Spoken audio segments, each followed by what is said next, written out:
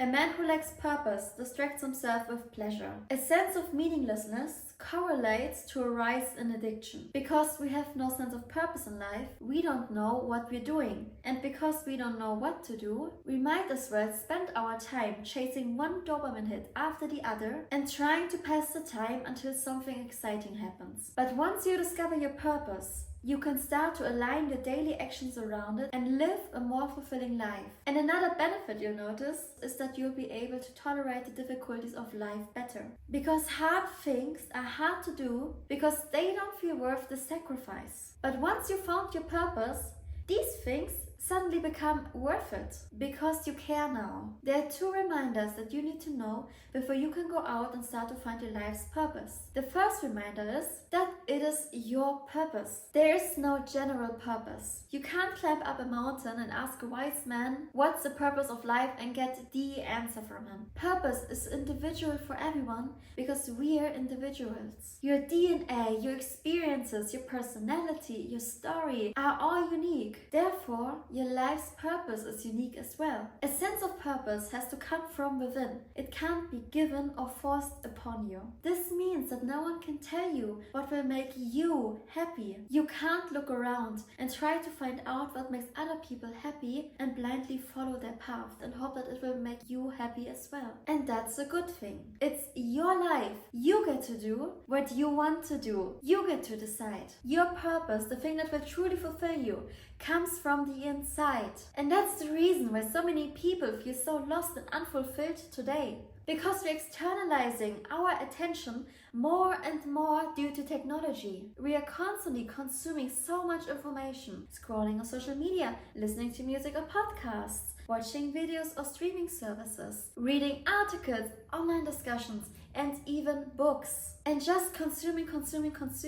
We are surrounded almost all of our waking hours by external stimuli. Most of us can't even go to the toilet without our phone. We don't allow ourselves moments of silence to stop and reflect about our life. Instead, we numb ourselves and escape our thoughts so we don't have to feel bad. And the second reminder is, you can have multiple life's purposes, and your purpose can, or rather will, change throughout your life. Purpose isn't something static. It evolves as we grow, learn, experience, and discover new things about ourselves. Thinking of purpose of being rather fluid gives you the flexibility and freedom to try out multiple things and listen to your intuition in the moment, because you don't have to pick just this one thing for the rest of your life. Now to the $1,000,000 question. How do we figure out our life's purpose? Number 1, reach the end of thought. This is an idea that I learned from Dr. K from his YouTube channel Happy Gamer GG. We have numbed ourselves so much with media consumption that we don't even know what we want or even like anymore. And the reason why we consume so much content is because we're uncomfortable with silence, because it forces us to face our emotions and realizations that we're trying to avoid. But pushing through this discomfort helps us understand what really matters to us. To do this method, you don't have to go on an adventure or hike or meditate in the mountains for 6 months. You can simply do this in the comfort of your own home. So, to do this, sit down in silence. Remove all external stimuli, any distractions, close your eyes and get bored as you can. And here's what will happen. First, you'll enter the first phase of thinking, your external thoughts. You start out by having thoughts about the immediate environment. You'll notice sounds, the temperature, or any discomforts in your body. After that, you'll start to have thoughts about your past, worries about the future, or concerns about things outside of your control, like replaying social interactions and conversations, tasks you'll have to do, unfinished work from the day before. All of these thoughts center around external events. And after this phase is passed, you enter a period of very uncomfortable boredom. This is your brain's way of telling you to go seek something fun to do. And this phase is only a phase. It will pass. And once you've overcome this phase, now internal thoughts will start to pop up. They'll focus on your core desires, values and goals. First, these thoughts may seem chaotic, rapid even, but after a while they will start to slow down. They will slow down so much until they come to a near halt. This is the end of thought. You've become hypersensitive to your internal thoughts and are now able to see them with more clarity. You'll be able to figure out what truly matters to you you and feel in alignment with your deeper self. And once you stop listening to external voices and know deep within yourself what you're searching to gain from your life, you can then start to align your life to your core values and what matters to you. And don't worry if you don't get to the end of thought on your first or second try.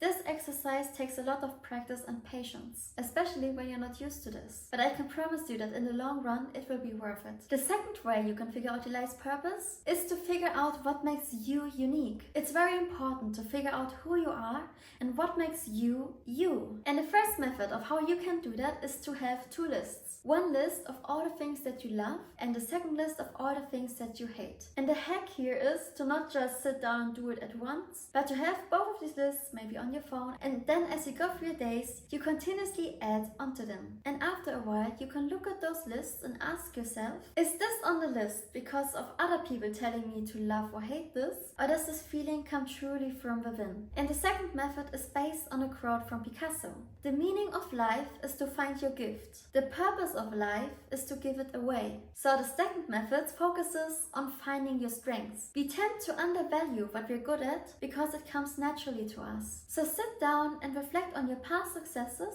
or ask people close to you, because it's very hard to read the label from inside the bottle. Or you can even do a personality test, like the 16 personalities one. But don't do the one on the official website because it tests the wrong parameters. But I found a test that is extremely accurate and I tell all my friends to do it. I'll link it down in the description. And now to the third method of figuring out who you are. Think about the person that you want to be and write down this long list. Write down everything that comes to mind, no matter how crazy or how absurd. Then after you're done, go through this long list and ask yourself with each bullet point, is this something I actually want? Or is it something that was pushed onto me? And what you'll notice is that about 90% of the things on that list actually don't come from within you. They're most probably coming from advertising, parental or societal expectations. But it's about the other 10% that are so important and that you should focus on. And the third way to figuring out your life's purpose is by looking at your childhood like a detective. This is a method I got from Robert Greene. And to do this, you need to look deeply into your past and look at all the little details and specific moments in your life that spark joy in you. Think of all the times when you couldn't control your excitement. And when you find these moments, ask yourself what specifically excited you about them. Or you can also look at the things that currently excite you. The things that you love to do so much that you even forget to eat or to pee. You can keep a log for a week or a month. Write down in it every time when you feel excited. And after that period, go through that list and see which one sparks the most joy in you. And the fourth way of figuring out your life's purpose is so stupidly simple, but it helped me out the most. Look at who you're envious of. Those are the people that when you look at their lives and think to yourself, wow, how awesome is that they get to do that. I want that for myself as well. And instead of getting all bitter about it, explore this feeling further. You're feeling this deep envy because it represents an unfulfilled core desire within yourself. When we envy someone, it reflects back these areas of our life that we value but haven't fully achieved yet. And the fifth way to figuring out your life's purpose is by shushing your inner critic and asking yourself, what would you do if you knew you couldn't fail? And don't do this exercise just in your head. Actually take pen and paper, sit down, set a timer for 20 minutes and write down everything that comes to mind. It's very important that you're honest with yourself here. Don't censor yourself from writing down big goals because they feel unrealistic or because you don't think you're good or smart enough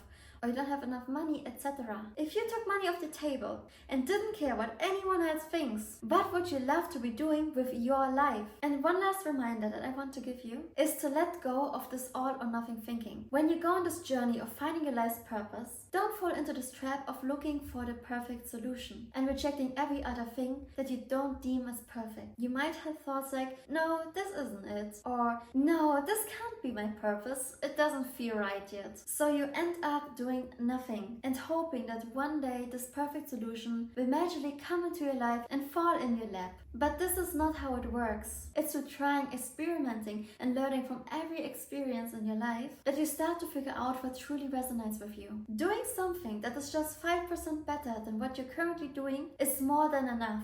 You don't have to wait until you find that 100% perfect solution for you. Even Alex Hormozi talks about being directionally correct over searching for the perfect solution. Because most of the time, taking the first step is the perfect solution. Most of us don't know our life's purpose because we haven't even tried enough things yet. The more you explore, the clearer it becomes. You can simply start out with doing the thing that you like a little bit more than other things, and it will lead you to the next thing. Every step in the right direction counts, no matter how small. And don't worry about wasting time by following the wrong paths, because in the end, all of them will help you build skills and gain experiences that will ultimately bring you closer to discovering your true purpose in life. And if you're watching this video and you feel like you already have a sense of what your life's purpose is, or know what the first step is, what you can take, but don't seem like you can start, I created a video about reasons you're procrastinating and how to resolve each one of these underlying issues. And if you feel like you're not living the life that you want to live, check out my other video about how to change your life, where I'm breaking down different steps of how you can change it. And that's it for this video. Thank you so much for checking in. I wish you good luck and a great day. Bye!